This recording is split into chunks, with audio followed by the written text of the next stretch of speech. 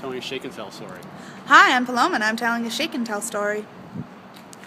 Once upon a time, there was a princess named Violet who lived in an island castle far off in the sea and in a royal town on the port. One day, she thought she saw a mermaid, so she set out with her best guards to find her.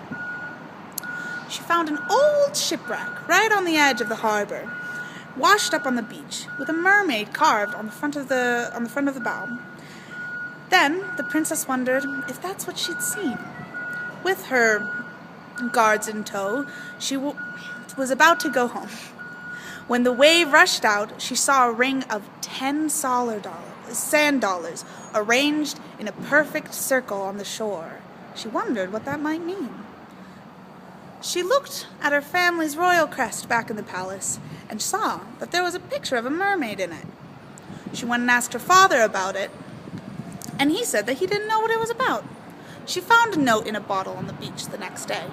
It was written in a strange language, all in squiggles and chicken scratches that she didn't understand. She then decided that there must be something in this ocean because it was obviously sending her messages. So she tried swimming out, because she was, after all, as the princess, the best swimmer in the entire palace, and tried to pretend that she was drowning to get the mermaid to rescue her. But instead, the very confused royal guards went out and rescued her instead. She looked through the telescope that her father kept on the highest tower, way overlooking the ocean, and saw that there was a tail flapping out of the water, but when she asked the guardsman about it, he said it must be just a fish. Violet then woke up one morning and found a set of pretty shells, all arranged into earrings and jewels, on her nightstand. Nobody knew how the shells got there. She then borrowed a boat from the fisherman, deciding that this is when she was going to figure out this mystery. She paddled out to the ocean. She saw that there was a dark shape in the water following her, but she couldn't tell what it was. She looked out to sea, and suddenly a wave came and swept her off the rocks. Then the mermaid appeared, and Violet could suddenly breathe underwater.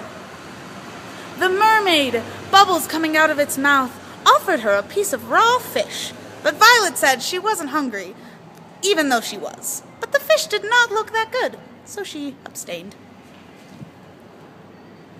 The mermaid lay her through the ocean and showed her all the secrets. He told her, "This is my home, just the way that the land is your home." And then they lay on their backs, floating with a family of sea otters dancing around them, and they gave Violet a beautiful abalone shell. With their strong fins, they swam up under the docks and splashed the sailors when they weren't looking. When all the sailors were running around confused, they'd try to hide their giggles in the sea foam.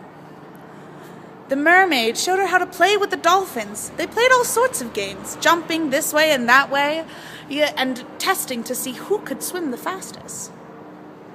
The mermaid then took Violet to the ruins of a sunken castle down at the bottom of the sea, and told Violet to be careful of the electric eel that lived there, because it was very temperamental and would shock anyone who wasn't careful.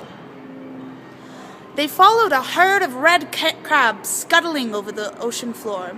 It was very creepy, but also quite interesting.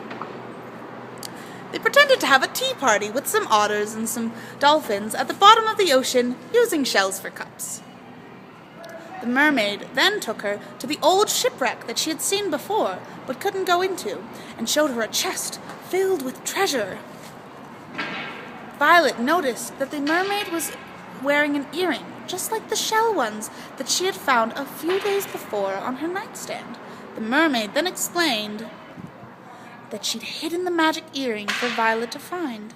She was lonely. She wanted someone to play with. If they both wore one earring, they could visit each other anytime. And so Violet always kept the earring in a pouch hung around her neck. And whenever she would hear the dolphins calling, or the splashing, or see the tail fins coming out of the water, she would put on the earring and jump back into the water and play.